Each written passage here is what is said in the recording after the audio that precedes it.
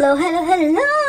Welcome back to our mini vlog. And for today's video, ayan, nakikita nyo naman, marami tayo ditong gagawing coffee. Ayan, and for today's video, tayo ay mag-prepare ng ating Saudi coffee and tea. Ayan, so guys, ganyang kadami ang aming ginagawa ditong coffee araw-araw. Ayan. So, dito maglalagay na siya ng asukal. Bali, ang aking model ngayon ay yung si Aitol from Bangladesh. Ayan. Yan ang ating ngayon gagawa ng chai or tea. Ayan, guys. Binubuhusan niya na ng sugar sa loob ng takore. Ayan, mainit na po yan siya, guys. Kaya, papakuluin pa uli. At maya-maya, lalagyan na yan ng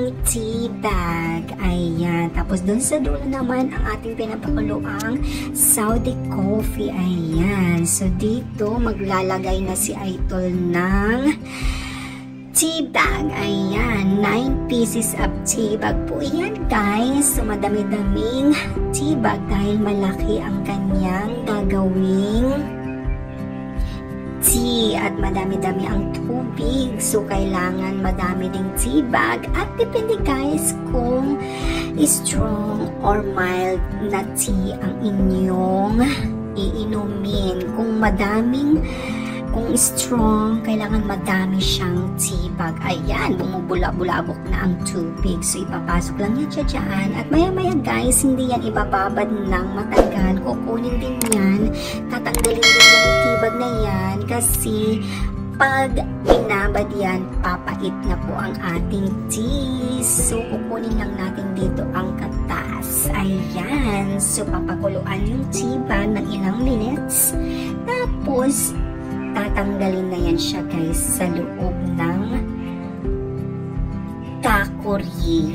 Oh, ayan. Nakikita nyo naman, diba, guys? Ganyan lang po kasimple yan. So, pwede nyo gawin yan sa bahay. Basta't may guidance ng magulang kung bata man ang gagawa. Pero napakasimple lang naman yan. Mag-iingat lang kayo dahil syempre mainit na mainit ang tubig. Kumukulo katulad ng kulong-kulo. Kailangan, guys, mag-ingat talaga dahil pag napaso, aray! Aray ko po! So, ayan, guys. Bali, tatanggalin na dyan ni Aitol ang tea bag. Diba? Ayan. So, napakadali lang po yan at ready to drink na yan, guys, dahil may asukal na yan siya, guys.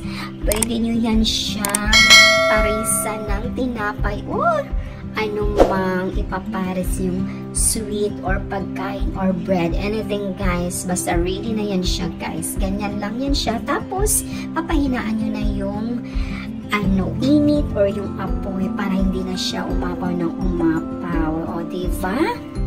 Ayan, guys, nakikita nyo ganyang karami at ganyang kapunong-puno ang ating tea for today, diba? Ayan lang siya, guys, kasimple. So, ayan, kung hindi pa nakapag-subscribe sa aking YouTube channel, mag-subscribe na kayo, mga Desanatics. Thank you so much at hanggang sa muling vlog ko. Bye!